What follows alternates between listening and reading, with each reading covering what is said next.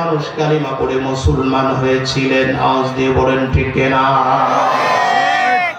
নবীজির চাচা হামজা রাদিয়াল্লাহু তাআলা আনহু নবীজির ব্যবহার দেখে কালিমা পড়ে মুসলমান হয়েছিলেন। আপনাদের জানা আছে হযরতে হামজা কখন কেন মুসলমান হয়েছিলেন? আল্লাহর নবীর চাচা হামজা কেন মুসলমান হয়েছিলেন কিতাবের মধ্যে লেখা আছে। নবী করিম সাল্লাল্লাহু আলাইহি ওয়াসাল্লাম সাফা পাহাড়ের পদদেশে দাঁড়িয়ে মক্কাবাসীকে লক্ষ্য করে বলছেন, মক্কার লোকেরা পড়ে নাও লা ইলাহা ইল্লাল্লাহ, লা ইলাহা ইল্লাল্লাহ, লা ইলাহা ইল্লাল্লাহু মুহাম্মাদুর রাসূলুল্লাহ সাল্লাল্লাহু আলাইহি ওয়াসাল্লাম। আবু জেহেল চলে গেছে, ডাক দিয়ে বলছে মুহাম্মদ সাল্লাল্লাহু আলাইহি ওয়াসাল্লাম কার কথা বলো? লা ইলাহা ইল্লাল্লাহ। তুমি বলছো যে আল্লাহ ছাড়া কারো আইন মানি না, আল্লাহ ছাড়া কোনো বিধান চলবে না। কিসের আল্লাহ? আমরাই তো আইনদাতা, আমরাই তো বিধানদাতা। তুমি আবার কার কথা বলো? তোমার এই কলেমারে দাওয়াত চলবে না। আজকেও কলেমার দাওয়াত দিতে গেলে আওয়াজ দিয়ে বলেন এক শ্রেণীর লোক বাধা দেয় কিনা? জোরে বলুন। কিন্তু মুসলমান তো বাতিল দেখে ভয় পায় না। আওয়াজ দিয়ে বলেন ঠিক কিনা? डॉक्टर इकबाल বলেছেন, बातिल से दबने वाले अय्या से माने ही हम सोबर कर चुका है इम्तिहा हमारा। মুসলমানদেরকে অনেকবার টেস্ট করা হয়েছিল, মুসলমান জীবন দিয়েছে কিন্তু বাতিলের সামনে মাথা নত করে নাই। আমরাও বাতিলের সামনে মাথা নত করতে পারি না। আওয়াজ দিয়ে বলুন ঠিক কিনা? প্রিয় ভাইরা আমার, আল্লাহর নবী সাল্লাল্লাহু আলাইহি ওয়াসাল্লাম বলল, আবু জেহেল তোমার কথা মতো দাওয়াত বন্ধ হবে না। আবু জেহেল তখন তার দলবল নিয়ে আল্লাহর নবীর উপরে হিংস্র প্রাণীর মতো ঝাঁপিয়ে পড়ল। নবী মুহাম্মদ সাল্লাল্লাহু আলাইহি ওয়াসাল্লামের গোটা শরীর রক্তাক্ত করে দিল। নবীজি সাল্লাল্লাহু আলাইহি ওয়াসাল্লাম রক্তাক্ত হয়ে পাহাড়ে পড়ে গেলেন। আবু জেহেল দলবল নিয়ে চলে গেল। নবীজি সাল্লাল্লাহু আলাইহি ওয়াসাল্লাম রক্ত মাখা শরীর নিয়ে কাঁদতে কাঁদতে বাড়িতে চলে গেলেন। আল্লাহর নবী বাড়িতে যে মায়ের কথা মনে পড়েছে, বাবার কথা মনে পড়েছে। প্রিয় ভাইরা আমার, বাবা মার কথা সব থেকে মনে পড়ে তখন বিপদ আপদ আসে যখন। আল্লাহর নবী সাল্লাল্লাহু আলাইহি ওয়াসাল্লাম তো এতিম নবী, বাবা হারিয়েছেন মায়ের পেটে যখন 6 মাস ছিলেন তখন বাবা হারিয়েছেন। 6 বছর বয়সে নবীজি মাকে হারিয়েছেন। এতিম নবীকে আবু জেহেল রক্তাক্ত করে দিয়েছে। নবীজি কাঁদতেছে। নবী মুহাম্মদ রাসূলুল্লাহ জীবনটা কত পরীক্ষা ছিল।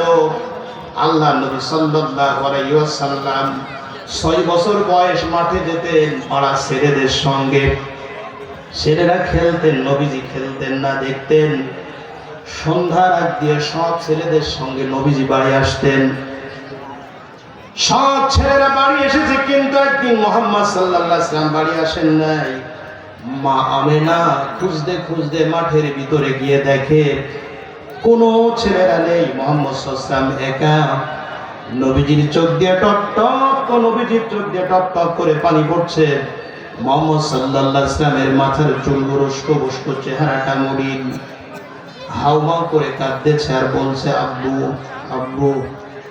মা আমেনা শিশু মুহাম্মদকে ডাক দিয়ে বলে, বাবা তোমার সাথী ভাইরা সব বাড়ি গেছে, তুমি কেন বাড়ি যাও নাই? কাঁদছো কেন? শিশু মুহাম্মদ 6 বছর বয়স ওই দিন মাকে হৃদয় বিদারক কথা বলেছিলেন, মা জবাব দেও। আমি প্রত্যেক দিন দেখতে পাই সন্ধ্যার আগ দিয়ে প্রত্যেকটা ছেলের পিতা এসে আদর করে বাড়ি নিয়ে চলে যায়। মা আমি কোনোদিন দেখলাম না আমার আব্বা আমাকে করে নিতে। মা আমার আব্বাকে তো আমি কোনোদিন দেখি নাই। আমার আব্বা কোন জায়গায় তুমি একটু বলো। নবীজির মায়ের চোখ দিয়ে টপ টপ করে পানি পড়ছে। শিশু মুহাম্মদ সাল্লাল্লাহু আলাইহি ওয়াসাল্লামকে বুকের সঙ্গে জড়িয়ে ধরে ডাক দিয়ে বলল, বাবা তোমার আব্বা তুমি যখন 6 মাস পেটের মধ্যে ছিলে তোমার বাবা দুনিয়া থেকে বিদায় নিয়েছে। ভাইরা আমার, নবী মুহাম্মদ সাল্লাল্লাহু আলাইহি ওয়াসাল্লাম কিছুদিন পরে মাকে হারিয়ে ফেললেন। এই যে বাবা হারানোর বেদনা, মা হারানোর বেদনা মনে পড়েছে তখন আবু জেহেল মেরেছে যখন নবীজি কাঁদতেছি। এদিকে বিশ্ব নবীর চাচা হামজা রাদিয়াল্লাহু তাআলা আনহু তখনও মুসলমান হয় নাই, বিশ্ব নবীকে জীবনের চাইতে বেশি ভালোবাসতেন। আল্লাহ নবী মুহাম্মদ সাল্লাল্লাহু আলাইহি ওয়াসাল্লামের চাচা হামজা সেই পাহাড়ের পাশ দিয়ে আসছিলেন। এক ব্যক্তি সংবাদ দিল, হামজা তোমার ভাতিজা মুহাম্মদ সাল্লাল্লাহু আলাইহি ওয়াসাল্লাম এই পাহাড়ের চূড়ায় কালেমার দাওয়াত দিচ্ছিলেন, আবু জেহেল তোমার ভাতিজাকে মেরে রক্তাক্ত করে দিয়েছে। আল্লাহ নবী মুহাম্মদ সাল্লাল্লাহু আলাইহি ওয়াসাল্লাম কিছুক্ষণ আগে বাড়িতে চলে গিয়েছেন। এদিকে হামজা শোনার সাথে সাথে আবু জেহেলকে খুঁজতে শুরু করলো। কাবা শরীফের পাতে আবু জেহেলকে পেয়ে গেল। আবু জেহেলকে দেখার সাথে সাথে হামজার হাতের ধনুক দিয়া আবু জেহেলের মাথার উপর আঘাত করলো। আবু জেহেলের মাথা ফেটে গেল। আবু জেহেল জোড় হাত করে ডাক দিয়ে বলে, কি ব্যাপার হামজা, আমাকে মারো কেন, কি অন্যায় করেছি? হামজা ডাক দিয়ে বলে, আবু জেহেল রে, তুই কি মনে করে নিয়েছিস মুহাম্মদ সাল্লাল্লাহু আলাইহি ওয়াসাল্লামের পিতা আব্দুল্লাহ দুনিয়ায় নেই বলে চাচা হামজাও কি মারা গিয়েছে? যতদিন পর্যন্ত আমি হামজার শরীরে এক ফোঁটা রক্ত থাকবে, আমার ভাতিজাকে আঘাত করবি, আমি এটা হামজা কখনো মেনে নিতে পারি না। আমরা বলতে চাই, যতদিন পর্যন্ত এই পৃথিবীর 200 কোটি মুসলমানদের কলিজায় এক বিন্দু রক্ত থাকবে, আমার রাসূলের অপমান, ইসলামের অপমান, কোরআনের অপমান এটা বরদাস্ত করা হবে না। আওয়াজ দিয়ে বলুন ঠিক কিনা?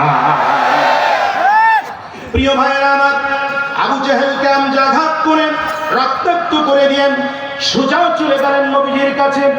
নবীজি মুহাম্মদ সাল্লাল্লাহু আলাইহি ওয়াসাল্লাম চাচাকে দেখার পরে খুব কাঁদতেছেন।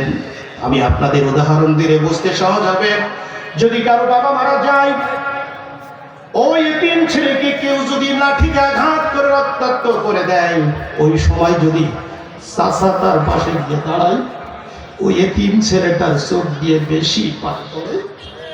এতিম ছেলেটা হাওয়াও করে কাঁদে, ডাক দিয়ে বলে, চাচা গো, আমার বাবা নাই, আমার মা নাই, তোমরা থাকতে আমাকে আঘাত করেছে। মুহাম্মদ সাল্লাল্লাহু আলাইহি ওয়াসাল্লাম হাওয়াও করে কেঁদেছেন, ডাক দিয়ে বলে, চাচা গো, তোমরা থাকতে আমাকে এত আঘাত করে কাফির বেঈমানেরা, তোমরা দেখো না, প্রতিবাদ করো না। আমার বাবা থাকলে আমারে কেউ মারতে পারতো না, আমার মা থাকলে আমাকে অবশ্যই সান্ত্বনা দিত, দেখার কেউ নাই। আল্লাহর নবীর চাচা হামজা চোখের পানি আটকাতে পারলেন না, হাউমাউ করে কেঁদে ফেললেন। বিশ্ব নবী আমার এতিম নবীকে ডাক দিয়ে বললেন, ও মুহাম্মদ সাল্লাল্লাহু আলাইহি ওয়াসাল্লাম, তুমি কেঁদো না, দুঃখ প্রকাশ করো না, আমি তোমার দুশমন আবু জেহেলের মাথা ফাটিয়ে দিয়েছি, তুমি খুশি হয়ে যাও। চরিত্র কাকে বলে, ব্যবহার কাকে বলে? আল্লাহর নবী বিশ্ব নবী ডাক বলেছিলেন, চাচাগণ, আমার দুশমন আবু জেহেলকে মেরেছেন, আবু জেহেলের মাথা ফাটিয়ে দিয়েছেন, এই কাজটা করে আমাকে খুশি করতে পারবেন না।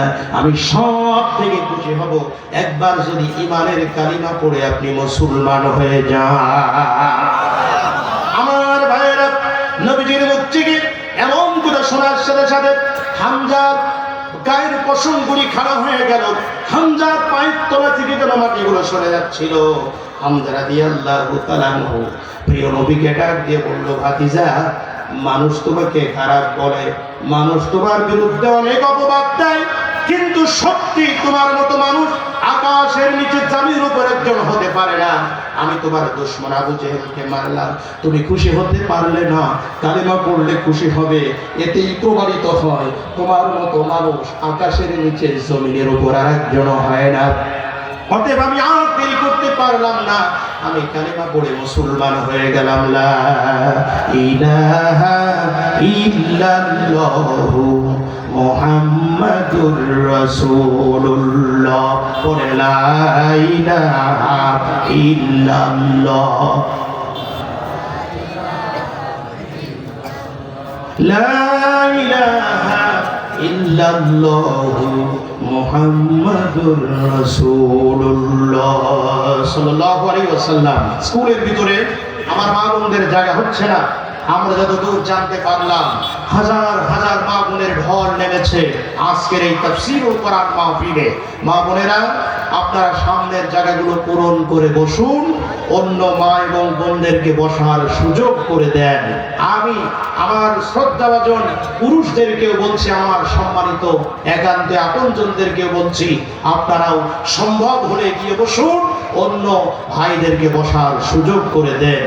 একটু বলুন আল্লাহুম্মা সাল্লি আলা সাইয়্যিদিনা মাওলানা মুহাম্মদ ওয়া আলি সাইয়্যিদিনা মাওলানা মুহাম্মদ।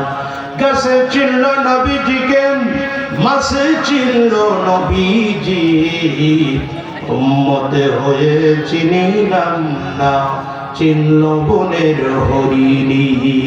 আল্লাহুম্মা সাল্লি আলা